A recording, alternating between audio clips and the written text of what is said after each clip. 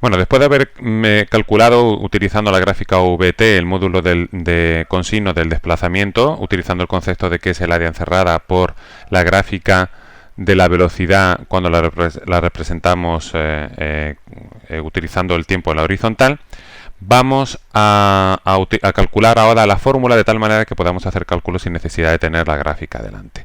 Esto nos va a permitir calcular cuál va a ser la expresión de la función posición frente al tiempo. Es decir, que si tuviésemos una gráfica como la que podéis ver en uno de los ejemplos, la que trazaba ese punto naranja que se veía, bueno, pues vamos a poder ver cómo calcular la función que daría lugar a esa compleja gráfica.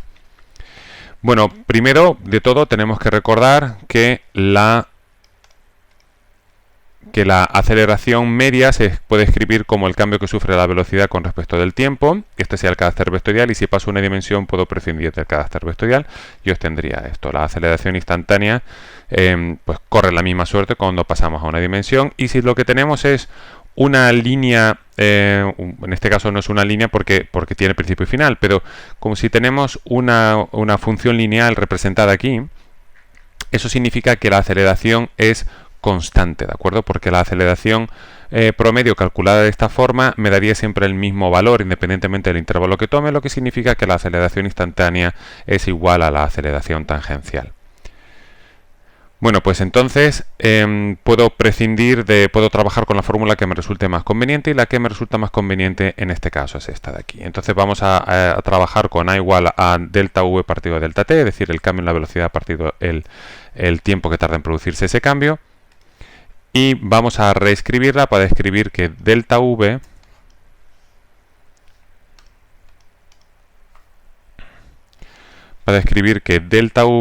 es igual a la aceleración por el tiempo, ¿vale? Por el cambio que se ha producido en el tiempo. El cambio en la velocidad se puede escribir como velocidad final menos velocidad inicial, o si lo preferís podemos utilizar velocidad final menos v sub 0 para indicar la velocidad inicial, y en este caso concreto vamos a utilizar, como no nos referimos a una velocidad final en concreto, sino cualquier velocidad, cualquier punto de la velocidad que tengamos aquí, es decir, vamos a trabajar con con cualquier punto de la velocidad. Nosotros en concreto, para representar el cálculo de una manera más sencilla, vamos a trabajar con el último punto que tenemos aquí, es cualquier velocidad, y por lo tanto a la velocidad final no le vamos a indicar con ningún subíndice, porque es cualquier valor que vaya a tomar la velocidad, y la velocidad inicial va a ser el valor que vamos a tener aquí, ¿de acuerdo? Esta va a ser la velocidad inicial, porque es la velocidad, se utiliza el 0 porque es la velocidad cuando empiezo a contar, ¿vale? Cuando el tiempo es 0. Bueno, pues entonces la notación que vamos a utilizar nosotros a lo largo de este vídeo va a ser esta de aquí, v menos v0, aunque cualquiera de las otras notaciones es igualmente válida y la podéis encontrar en libros, sobre todo en libros más antiguos, se utiliza vf y vi. Bueno, pues entonces esto sería igual a la aceleración por el cambio del tiempo. Esto significa que el cambio que se produce entre este punto y cualquier otro punto de la velocidad, como por ejemplo este de aquí, sería debido a la aceleración por el tiempo que está actuando esa aceleración. ¿De acuerdo? O escrito de otra manera, sería igual a la aceleración por delta t.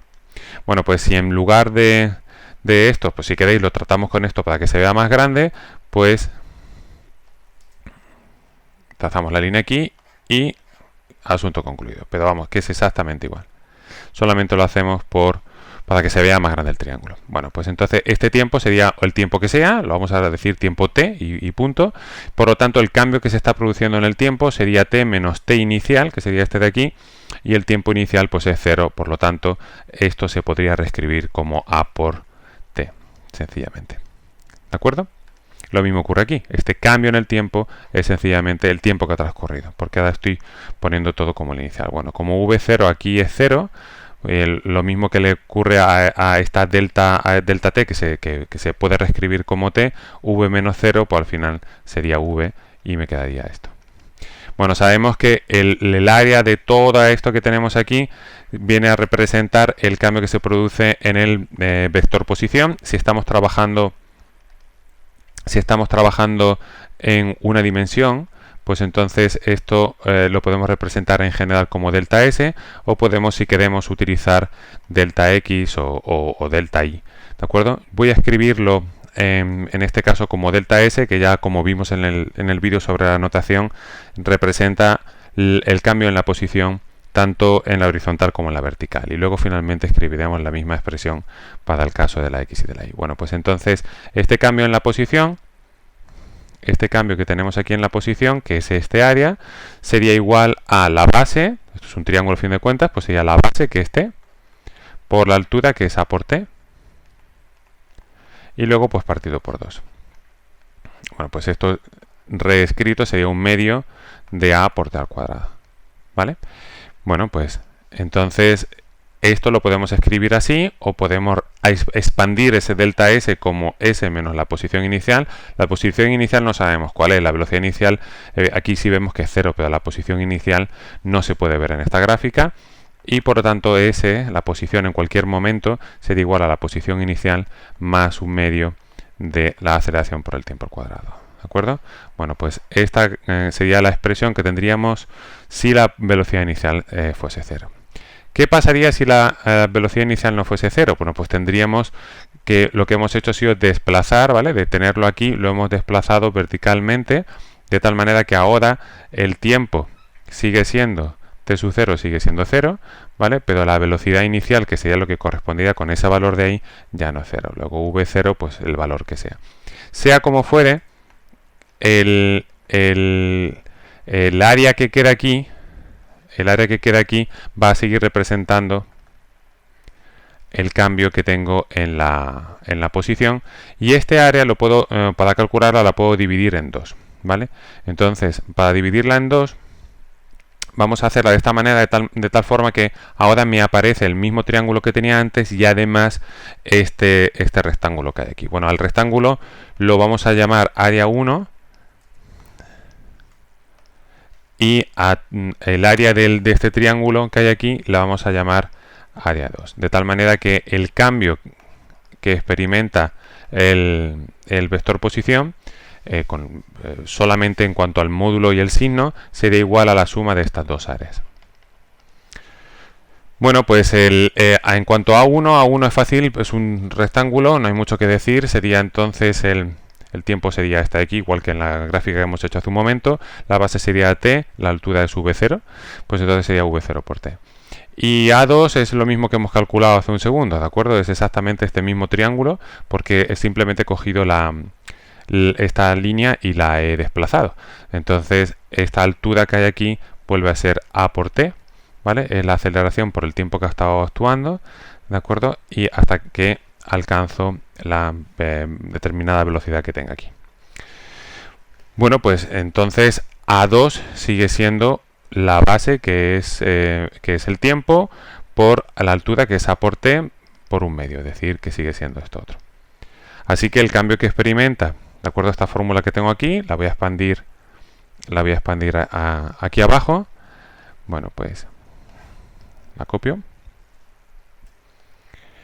Y lo que me quedaría sería, escribiendo A1, pues sería V0 por T, y ahora con A2 sería un medio de la aceleración por el tiempo al cuadrado. Ahora, si expando esta expresión que tengo aquí, pues sería la posición menos la posición inicial, sería igual a todo esto que tenía.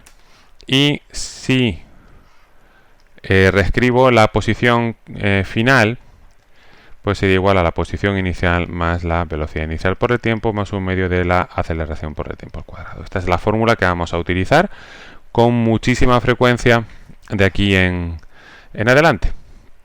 Bueno, pues esta fórmula se puede reescribir. Vamos a hacerlo. Primero de todo vamos a meterlo en una caja para entender lo importante que es. Esta de aquí se puede reescribir como utilizando otra notación. En vez de utilizar la posición en general, bueno, pues puedo utilizar la posición para la horizontal, que sería entonces con X, ¿vale? Bueno, pues sería X igual a X0 más V0 por T más un medio de la aceleración por el tiempo al cuadrado. Y si ahora, pues por lo que sea, lo necesito lo necesito para la posición en la vertical, pues puedo utilizar la I, puedo utilizar la S también porque la S representa ambas, pero si quiero que quede más claro, pues puedo utilizar la I y hacerlo así. Como podéis ver, es exactamente la misma fórmula, simplemente estamos utilizando las distintas notaciones para la posición en general o X o Y en particular. ¿De acuerdo? Esta fórmula es muy importante porque es realmente una de las pocas fórmulas que vamos a necesitar utilizar en una dimensión. ¿De acuerdo? Luego, cuando ya pasemos a 2 dimensiones, el número de fórmulas aumenta ligeramente debido al movimiento circular, aunque las fórmulas son muy parecidas a las que tenemos aquí. Así que merece la pena saber de dónde viene y merece la pena también memorizarlas. ¿De acuerdo? Muy bien. Memorizarla, porque sería esta de aquí solo. Muy bien, bueno, pues vamos a continuar aprendiendo en otro vídeo. Vamos a ver cómo podemos seguir sacándole jugo a esto que tenemos aquí.